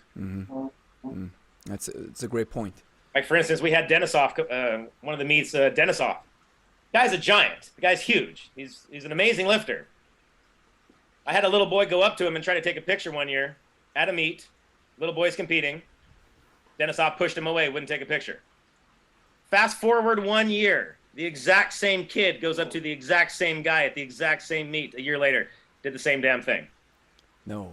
Pushed him away, oh no, I got a lift coming up, wouldn't take a picture. That kid left, never competed again. It's like little stuff like that. Yeah, if you got to recognize that this sport needs growth, and that growth is going to start from the big lifters and the big names, just sort of bringing themselves down to a normal level, meeting, and meeting the community, and just being a generally friendly person. Yeah, absorbing. An amicable person. Yeah, right. Because some of these people, it's their first meet, it's their second meet, and they're not sure if they're going to stick around. We want them to stick around. It needs to be a more inviting atmosphere. At least with the head honchos, I should say. And when you look at the other side, which I've stopped considering that there are, or I've stopped looking at it from the lens of thinking that there are two sides. I'm thinking there's just two intents, either high tension or high volume. I got this from Sean Mosen from Agatsu Fitness from Canada. I love how he puts it. High tension or high volume, and this dictates how you biomechanically exercise the lift. Yeah, exactly. Love it. Right. So, in the other side, you have, that's why I gravitated towards Steve Cotter and certified with him, because I didn't like the tough guy mentality approach from Strong First. Right. Yeah. And I think RKC, they've opened up a little bit now with having Dan John as the head coach, as far as I understand it. And Dan is a very, very friendly person. So that's probably the reason why kettlebells are still, or again, after the surge of 2020, are getting lost in living in the shadows, right? Because you don't have somebody who's really popularizing this type of training, whether that be a proper kettlebell sport jerk or a hardstyle swing, doesn't matter. We're just lacking, we need people who are popularizing the stuff more. That's what it is. I can't think of one person that's doing that. That's kind of dedicating their training to this type and then popularizing it with their social media or on the news or something. I think that's what it's going to take. So it's on us then. But I do believe that both, a hybrid blend of both styles is definitely like the way to go. I think you should have knowledge in both, because there's days where you're going to lift heavy and there's days where you're going to lift long, or months where you're going to focus on this, and then this month you're going to focus on that. So having both in your arsenal, it's like having jujitsu and judo. You'll be a lot better at jujitsu if you know how to throw somebody on their butt and you have some judo experience, and vice versa. If you're taking a judo class and you've been doing jujitsu for 10 years, when you get to the ground, you're going to know what to do. So I think having both is this link that sort of makes the kettlebell world. Wow. Just one or the other, I think you're missing a little bit. If all you've ever been taught is how to scoop, swing, and relax on snatches and jerks, then what's going to happen when there's a 100-pound kettlebell sitting there? You're never going to swing it. Exactly. And vice versa. If all you've ever been taught is high tension, 10 rep swings and 5 rep presses, what's going to happen when you start to do, something long? Try a jerk set or something, or you're asked to do 100 snatches. You're just probably not going to have it. I think having both atmospheres, at least having some skills in both and be exposed to both, makes a better kettlebell lifter. Such a great point. And as far as programming goes, you can take someone and work on different things in different months. Where, like, if you're just doing hardstyle, then it's going to be hardstyle every freaking month. Swings and presses and get-ups, swings and presses and get-ups. Yeah. People get bored like that, and they're naturally going to gravitate off into something else at some point. You're only going to keep a small handful of students in that type of atmosphere. They just don't stay. And now just one thought comes to my mind as you're mentioning swing, press, and squat or get-up. I had a conversation with a kettlebell juggler on the podcast, and he said, I don't know what it was. I think we had a conversation about how well can juggling fit into a regular workout schedule, right? And he realized, and he said this as well. He said, for beginners, it's not something that people have to try with, right? It's too complex. You have to understand the fundamentals first. Yeah, that's normal. Just as a side note. But then he said, I had a hardstyle guy who was doing. Who started juggling, and the reason why amazed me. I was like, that's the reason why he tried juggling. He said, the hardstyle guy, he was doing his typical swing, press, get up with heavy weights. And then he asked me, bro, I need something for my cardio. Okay, yeah. And I was like, okay, so that's why he picked up juggling. He said, yes. And I was like, the kettlebell is a strength endurance tool. Yeah, right. What? So that was... You're not getting cardio off swings and get-ups and all Exactly. I was like, what are you doing? Well, I understand it, of course. If you swing 40 kg for 10 reps, it's not exactly cardio, but you're still breathing, right? But see, this is where this thinking comes from. I always lift heavy weights for just a couple of reps, and now I'm missing my cardio, or I'm missing out on cardiovascular training. Right. So that was just such a fun coincidence. I was like, wow, that's the reason why I picked it up. I pick up juggling because I think it's fun. Probably because he got so efficient at the other exercises, it wasn't getting his heart rate up like he did a year or two ago. Like when he first started, it was probably jamming his heart rate, and then from just the process of getting better at it and more efficient, your heart rate's lower. Yeah. So you need to introduce something new in order to shock him. 100%. And what do you make of this, Eric? This is just a general question. If somebody tells you, and again, I have to mention this again, it's not that I'm knocking on styles or on ideas. I'm just on a quest for truth, and I'm just asking questions. What do you make out of a statement that says we want to do exercises inefficiently, intentionally? Does that make sense? You know what? I've heard that. One of the MMA fighters that I used to train he would swim, knowing that he sucked at swimming, because by the time he got back and forth with the lap, he was so out of breath. He liked that. He didn't want to swim like proficiently because the panicking and not having a perfect stroke actually got him more out of breath, and he could barely do a full freaking lap.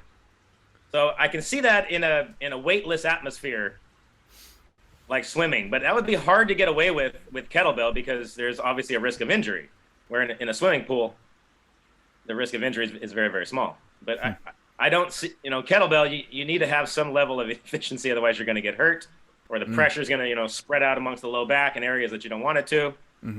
That application with kettlebells kind of sounds dangerous but there are avenues where that can work. Because that's actually one of the talking points of the snatch. If we compare these two, the hard style snatch and the sports snatch, right?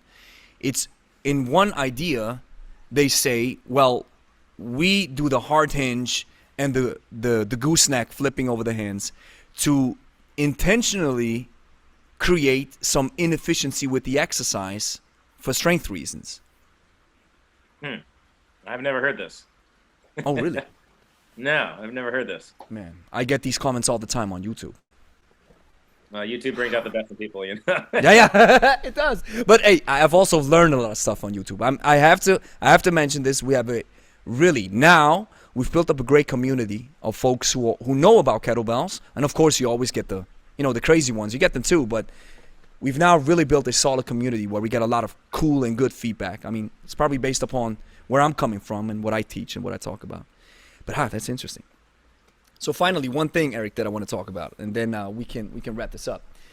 Do you remember this one video that you posted on YouTube? Because I did a reaction to it. Because I have to set up the stage for this. I was watching this video. When I'm doing my research, I always type in kettlebell fail or kettlebell reaction or kettlebell celebrity, right?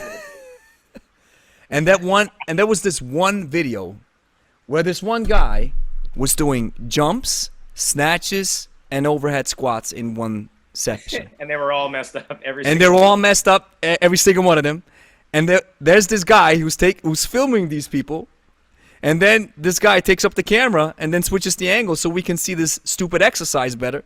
And then in the description it says, "Do not visit this, never visit this shithole again," or something like this. So I'm checking the YouTube channel. I'm like, wait. I think it's something, Long Beach Training something. And I was like clicking on the website and somehow I found out, I think that's Eric. Yeah. Remember when I said I was in a gym that had 25 trainers inside one gym? That was the place. I had this little corner. There was this room that had a nice long AstroTurf, and I had like a little corner spot that was mine. I paid space for that. So the other trainers would come on the turf, and here's like a big thing around here. These trainers, and there was a good 5 or 6 of them that were doing this. I don't know if they all coordinated their marketing and sales, but they'd be training 6, 7, 8 people around the gym at the same time, and they would give them something to do that took forever. Okay, all the way out down the turf and all the way back with this stupid exercise. By the time they got back, it took like 10 minutes. So it gave them time to go work with somebody else, and then they'd give them something stupid to do. And they were never actually in the same room with their client. They would just show them what to do and then leave. And I don't know if they were doing it just to piss me off or what, but they would do it right. They would do kettlebell stuff horribly right in front of my kettlebell club, on the turf, right in front. I was like, there's a kettlebell gym right there. That's like selling bad hamburgers outside of McDonald's. Like, you're not doing yourself like any favors. Yeah. So it was so bad. And I was so shocked at what I saw. And that the trainer left the room. I had to stick the camera on him. I was like, I've actually never seen anything this bad in my entire life. Valerie Fedorenko shared it at some point, and it skyrocketed like with the views. But this trainer and their coach was a sprinting coach. He had absolutely no clue with kettlebell. In fact, this guy would run classes right in front of my kettlebell club. He'd line up 5, 6 guys, and he'd be on his phone. And I just thought, I was like, wow. I'll bet you he's looking up the workout and looking up exercises as he's running this class. So I just kind of snuck behind him, and I looked over his shoulder at the phone, and sure enough, he's looking up. He's not even got the damn thing down. He's looking them up as he's teaching the class. No preparation, no nothing. It was a joke from start to finish, and finally I'm like, I'm gonna stick a camera on this. This is so bad. I have to get this on tape. I'm never gonna see this again. And that guy wasn't training very long either. It was so horrible. There was a broad jump with the snatch, and it would bend his wrist completely back. And then the guy looked up at the kettlebell like it was the kettlebell's fault. Like he gave the kettlebell a mean look. Fault. Yeah. So, and then I went to the other side of the gym so I could get the whole thing. And I mean, that's the kind of stuff that I was dealing with. And it just let me know that man, there's no other trainer in this area that's going to take me down. They all just do an absolute 5% level of education with kettlebells and then start teaching it. Wow.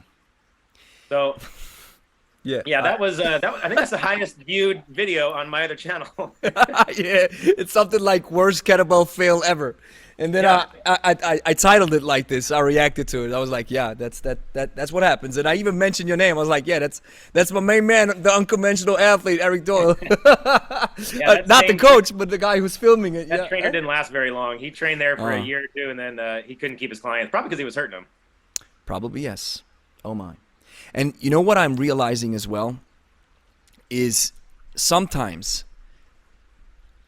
when I'm doing these reactions, I don't do a big background check. For example, I just recently did a video on a channel, and the guy is doing some kettlebell stuff.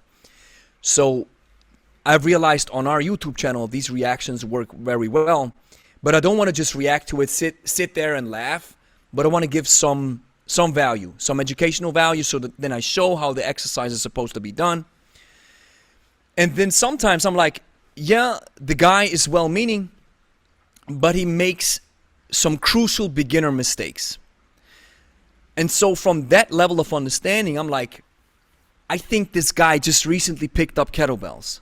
And then he did a video, which blew up. And that's why he has these beginner mistakes, because he's not used to it. Come to find out, and this happened more than once. Come to find out, this guy has been using kettlebells for 5 to 6 years. Oh, wow. Self-taught, I assume. Probably, but even if he got certified or whatever, you don't get better if you don't practice and you don't learn. Because just from one seminar, you don't perfect the exercise. You have to put in the work, right? And that's because you're mentioning this. Is this a problem in the trainers industry, that you have somebody taking a course or whatever have you, and then he runs with the course, runs with the material, never puts work into it, him or herself, and then teaches it to others, and then stays the same for the next 10 years? Oh, totally. And they present themselves as an authority to their students who don't know any better. I mean, as long as you got the piece of paper that says you took this cert, they think that's going to be good enough. Student doesn't know any better.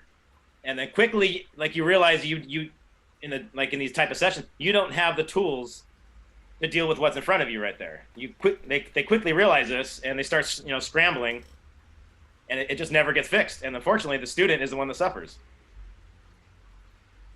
Because But yeah, it's a big problem in the training business.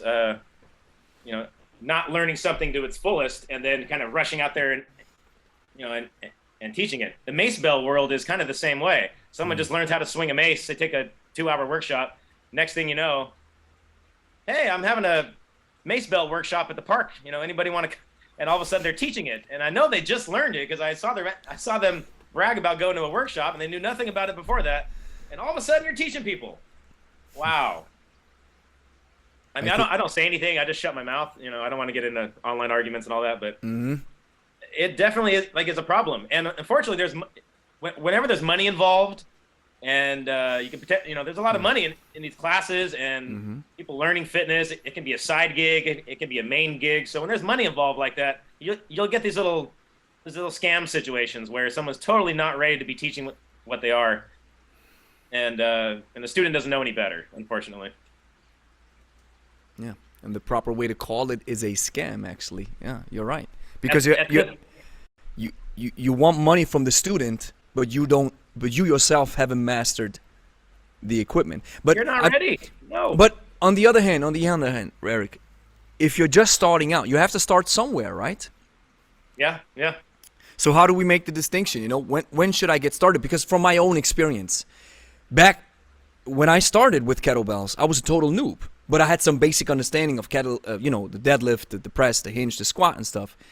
But when are we supposed to teach? Aren't we supposed to teach, gather experience as we teach along the way?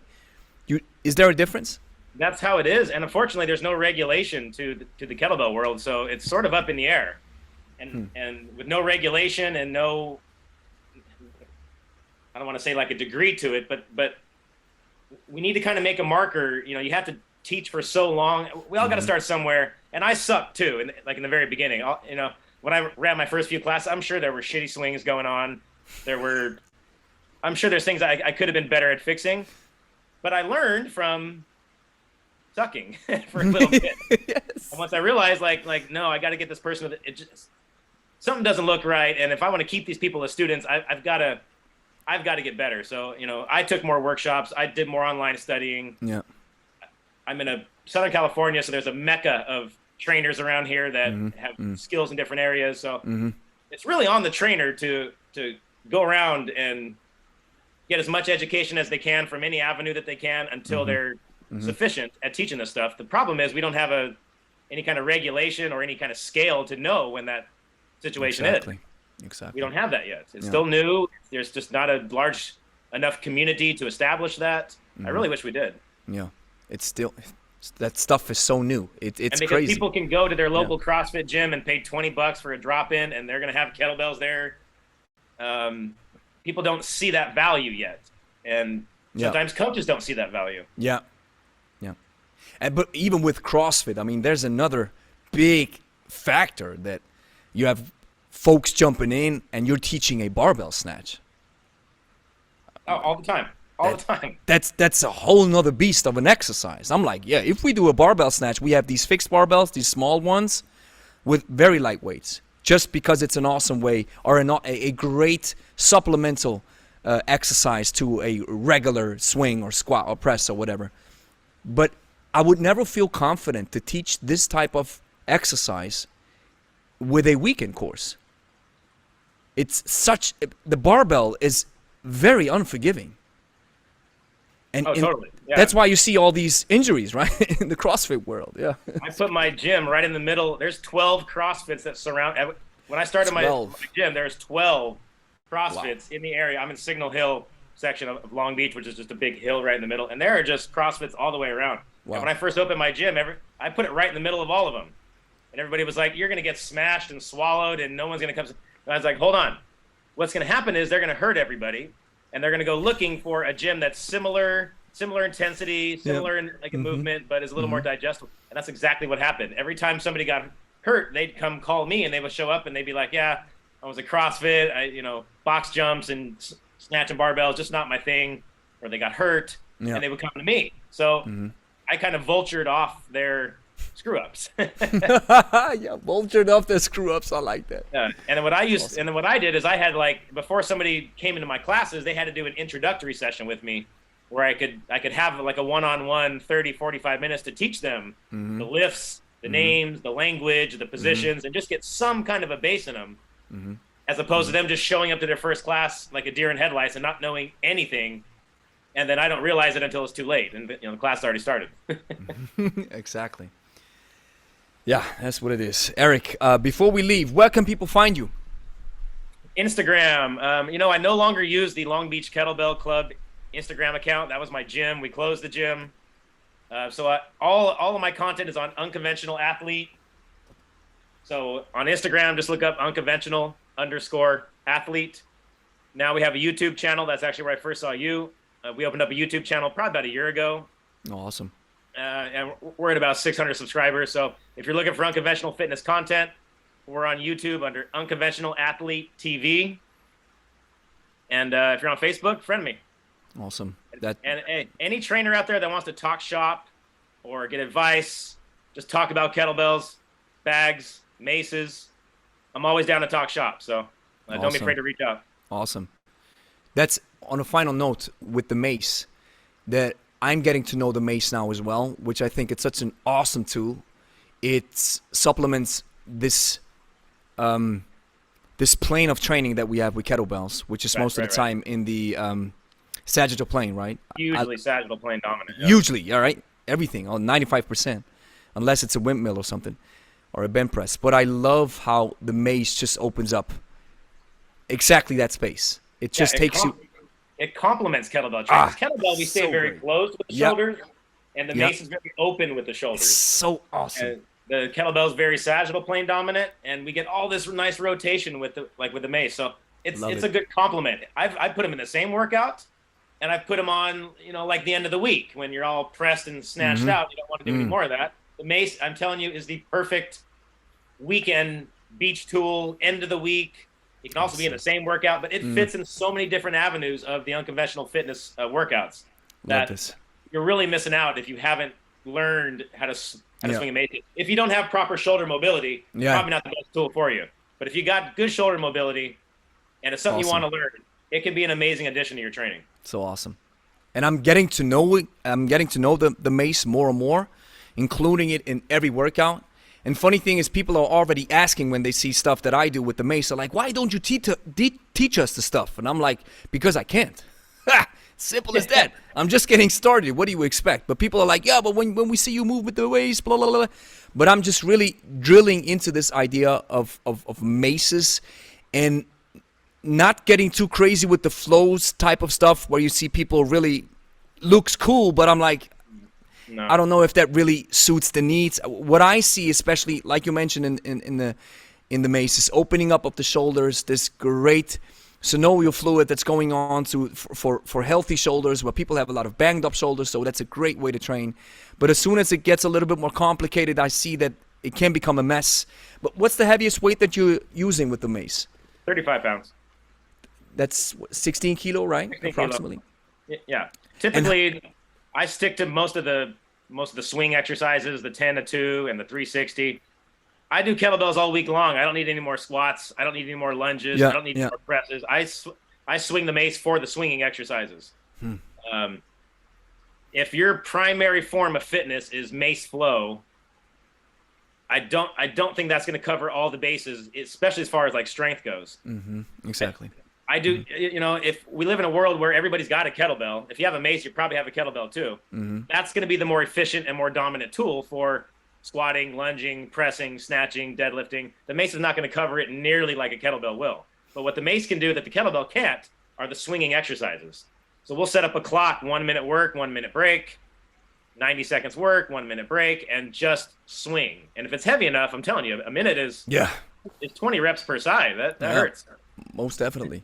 And how would you get a beginner started with a weight? What would be a good beginner's weight for a women, mace? The lightest they make is 7 pounds.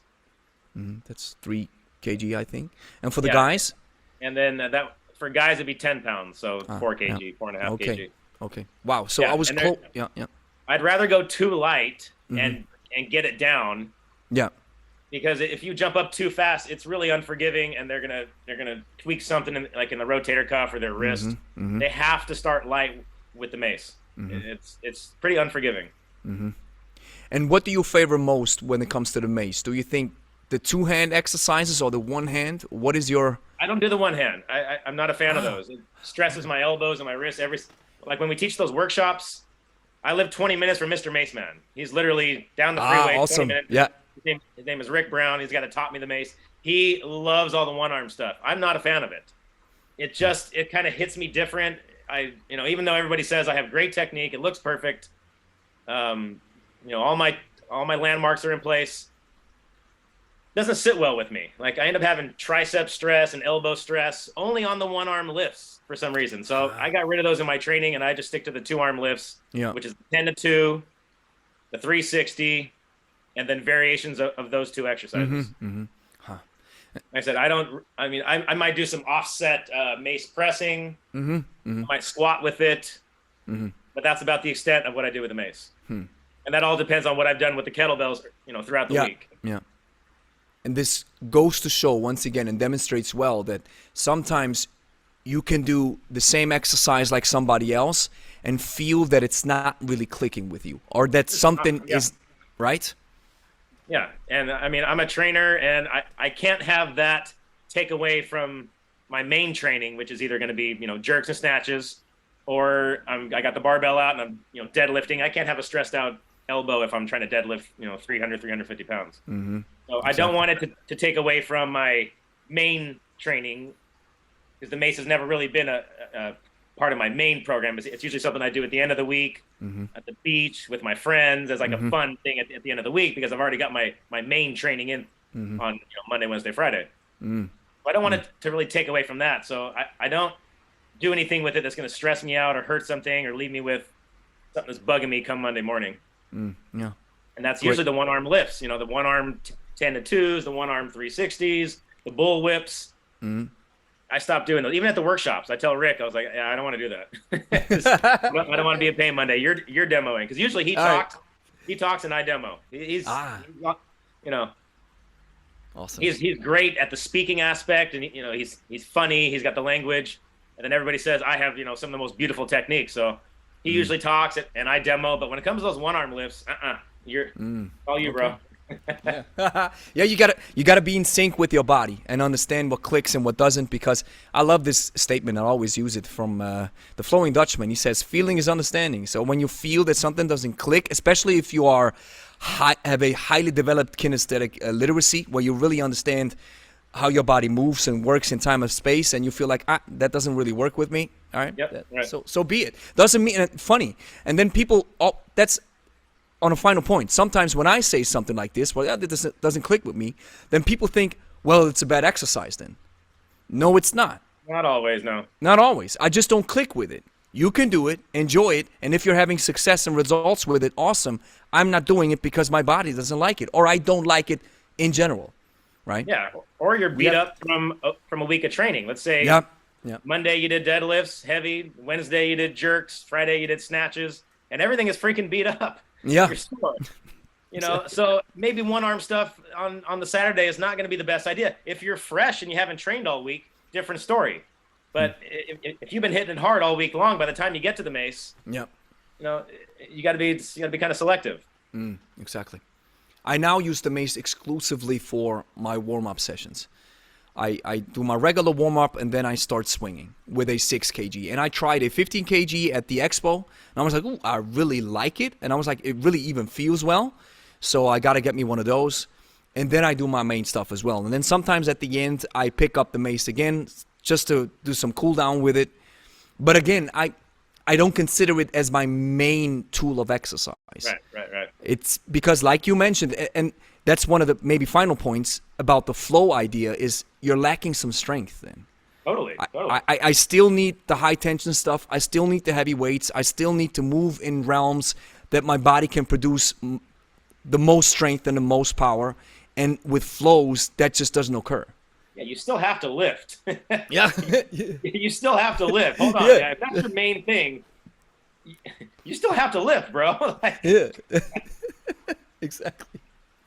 It is what it is. So, hey, Eric, thank you so much for joining, man. It was an awesome conversation. Yeah, totally, man. So here's the next step that you have to do. Like the video, consider subscribing, share it with a friend who's also interested in kettlebells, and then go watch this playlist where you have all the powerful conversations that I have had with the greatest minds in the kettlebell world. If you enjoyed this podcast, you're going to enjoy these other ones as well. So go click on it and watch it right now.